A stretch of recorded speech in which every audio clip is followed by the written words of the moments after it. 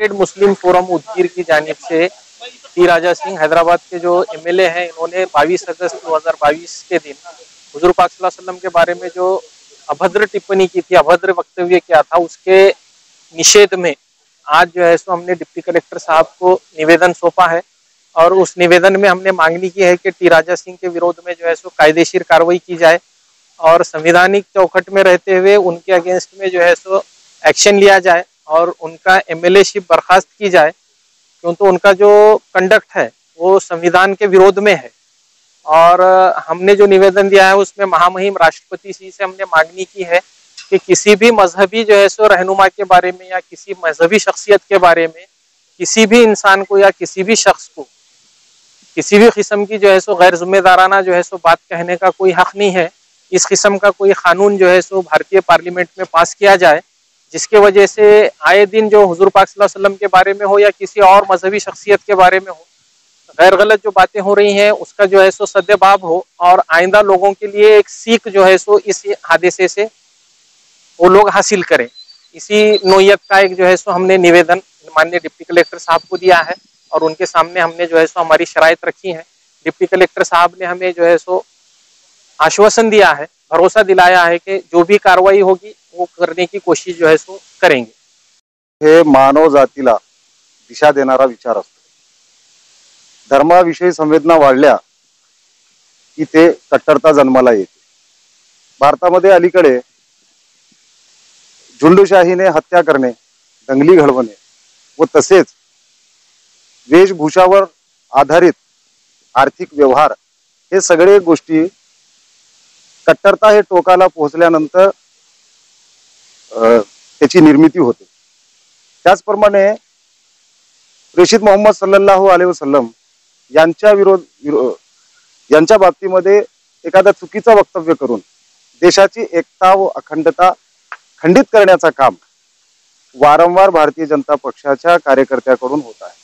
मागील 6 महिन्यामध्ये नुपूर शर्माचा जे प्रकरण होता, जागतिक स्तरावरून ज्यावेळी देशाची नामुष्की झाली त्यानंतर भारतीय जनता पार्टी आणि केंद्र सरकारने त्याच्यावर विरोधात कारवाई करून दोन महिन्याचा हे कालावधी गेल्याच्या नंतर परत आज 22 ऑगस्टला ज्या प्रकारे टी राजा सिंह यांनी प्रेषितांच्या बाबतीमध्ये वक्तव्य केले त्याचा आम्ही उदगीरकर मरुल युनायटेड फोरमच्या माध्यमातून प्रथमतः निषेध करतो। आज माननीय उपजिल्हाधिकारी साहेब यांच्या माध्यमातून टी राजा सिंह यांच्यावर कठोर कारवाई व्हावी या प्रकारचं आम्ही निवेदन दिलं। दुसरी आमची मागणी अशी आहे की धर्मांध प्रतिबंधक कायदा केंद्र सरकारने लागू करावा। त्याचबरोबर महाराष्ट्र सरकारमध्ये माननीय आमदार कपिल पाटील यांच्या माध्यमातून चर्चेसाठी असलेला मोहम्मद पैगंबर बिल हे त्वरित लागू करून मुस्लिम समाजाला संरक्षण देण्याचा व इतर धर्मियांना संरक्षण देण्याचा, महापुरुषांना संरक्षण देण्याचं काम महाराष्ट्र सरकारने करावं असं या निमित्ताने आम्ही आज सर्वजण निवेदनाद्वारे आपली मागण्या मांडल्या। तेलंगणाचे आमदार टी राजा बेताल व्यक्त करणारा हजारो गुन्हे दाखल असलेला हा एक आमदार आहे। त्यांनी या देशामध्ये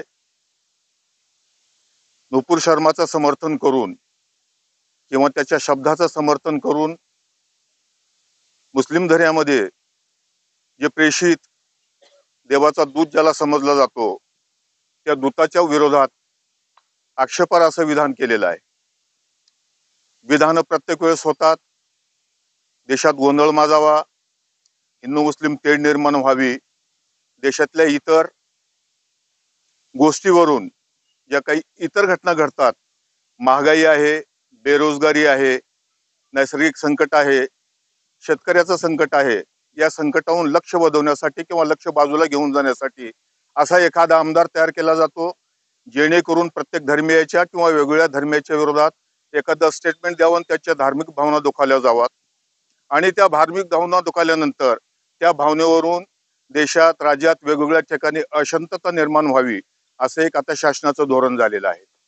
त्याचप्रमाणे त्याने जे प्रेषिताच्या विरोधामध्ये स्टेटमेंट केलेलं आहे त्या स्टेटमेंटचा मी जाहीर निषेध करतो। त्या स्टेटमेंट रिपीट काय केलं म्हणून मला सांगायचं नाही, हे सगळ्यांनी पाहिलेलं आहे, सगळ्यांनी ऐकलेलं आहे। त्या स्टेटमेंटचा मी जाहीर निषेध करतो आणि शासनाला त्या अधिकाऱ्यांनी त्याच्या विरोधात कारवाई व्हावी, त्याच्यावर कारवाई झालेली आहे पण आपण लोकशाही मार्गाने एखादं निवेदन द्यावं लागतं. त्या आमदारावर कारवाई झालेली आहे, त्यांना अटक पण झालेली आहे असं मी टीव्हीवर बातम्यामध्ये पाहतोय.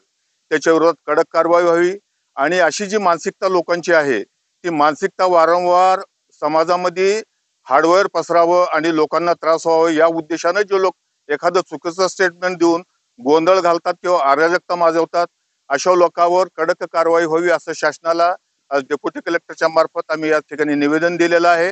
आणि या अशा गोष्टीच्या विरोधात वंचित आघाडीचा तालुका अध्यक्ष म्हणून मी नेहमीच समाजाच्या सोबत राहीन. इतर धर्मियाच्या विरोधातच कोणत्याही धर्मियाच्या विरोधामध्ये जर असं प्रकरण होत असेल त्या ठिकाणी वंचित आघाडीतर्फे आम्ही कोणत्याही समाजासाठी रस्त्यावर येण्यासाठी तयार आहोत. एखाद्याचं लग्न होतं, एखाद्याचा कार्यक्रम होतो, हजारो लोक आपल्यासाठी, पण संकटाचा सामना करण्यासाठी मुस्लिम समाज हा रस्त्यावर स्वतः उतरतो. संकटात साथ देणारे माणसं समाजासोबत राहू शकतात. तरी माझी सर्वांना विनंती आहे, प्रश्न कोणतीही असोत, समाजानं एकरूपी ज्यावेळेस दलितावर अत्याचार होईल, मुस्लिमावर अत्याचार होईल, आणखीन कोणत्याही संघटनेवर पक्षावर अत्याचार होतील, त्या अत्याचाराच्या विरोधात धम्मक आपली अशी ठेवा की त्याच्या विरोधामध्ये संघर्ष केला पाहिजे. संघर्षाशिवाय काही मिळत नाही. म्हणून मी आणखी एक वेळेस त्या वक्तव्याचा निषेध करतो आणि मी आपला पाठिंबा जाहीर करतो. रहमान रहीम। कुरान के अंदर वमा अरसलनाका इल्ला रहमतल लिल आलमीन आया है। जो हज़रत मोहम्मद मुस्तफ़ा सल्लल्लाहु अलैहि वसल्लम दुनिया के अंदर तशरीफ़ लाए तो वो सिर्फ मुसलमानों के लिए नहीं बल्कि तमाम ज़ात मान के लिए जो है रहमतुल लिल आलमीन बन के आए हैं। उसके अंदर जो है एक आमदार ने जो तेलंगाना का है उन्होंने जो खिलाफ वर्जी की है, ये सर मोहम्मद सल्लल्लाहु अलैहि वसल्लम सिर्फ मुसलमानों के नहीं पूरे ज़ात इंसान चरिंद परिंद सब के मोहम्मद हैं वो। इसलिए उसको ये समझना चाहिए कि अगर वो मोहम्मद सल्लल्लाहु अलैहि वसल्लम को बोलता है तो वो सब के धर्म गुरु को बोल रहा है। इस लिहाज से वो उसको जो है हम उसका निषेध करते हैं और आज डिप्टी साहब के पास हमने जो है निवेदन दिया है। हम डिप्टी साहब से दरख्वास्त भी की है कि इसका हमारा जो निवेदन जो है राष्ट्रपति साहब तक पहुँचाए और ऐसा कानून लागू किया जाए कि वो कोई भी आदमी हो या एमएलए हो या कोई भी हो, किसी भी धर्म के बड़े महान गुरुओं को जो है बुरा न बोले। इसलिए हम लोगों ने आज जो है निवेदन दिया है।